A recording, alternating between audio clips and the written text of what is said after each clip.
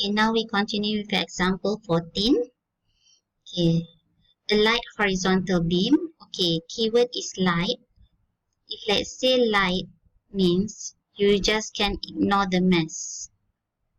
Like for example, 13 just now, the mass is 4 kilogram kan? So 4 kilogram means at the center, uniform beam. So this one is light, so you just can ignore the mass. And then it has a beam of, the length is 2 meter, rest with its end A and B. And then it carries a weight of 5 kilogram, 2 kilogram. Okay, find the reaction at each support. So what do you mean by reaction? This is the support. You have 1 and 2 support. So the reaction is this one, P and Q. So indirectly, the question asks you to find what is P, what is Q. So as I mentioned earlier, you can use any point. You can use to find the moment. You can use this point, this or this or this. So you have 4 points that you can use. But if let's say you use the point here, so you cannot find P because the distance is 0. So doesn't matter. So if let's say you want to find, you cannot find P, so directly you can find Q because there is only one unknown. So if let's say we find the moment at point A. Okay, so you have 1, 2, 3, 4. So you just have to find the mass and also the distance for all the 3 forces. Okay, the first one is 5G. The mass is 5G. Distance is 0.6. SI unit must always be in meter.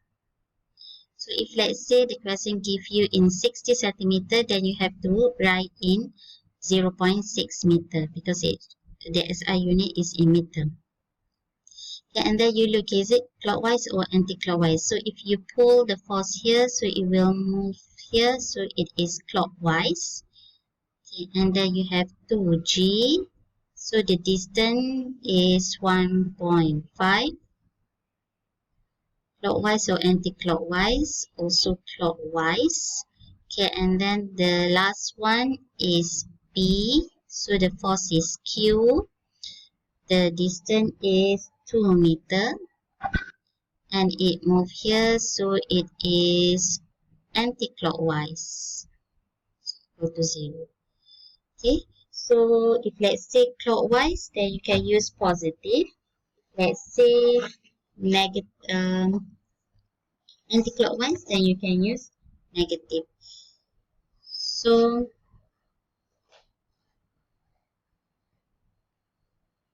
if you calculate this, okay, if you 5G times 0.6 plus 2G times 1.5 minus 2Q, so you will get 0. So Q, you will get 3G. So you know that the road doesn't move up and down.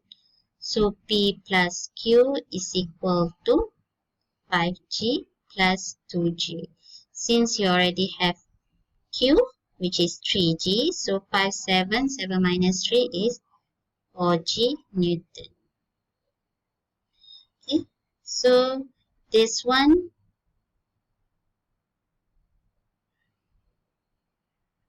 comes from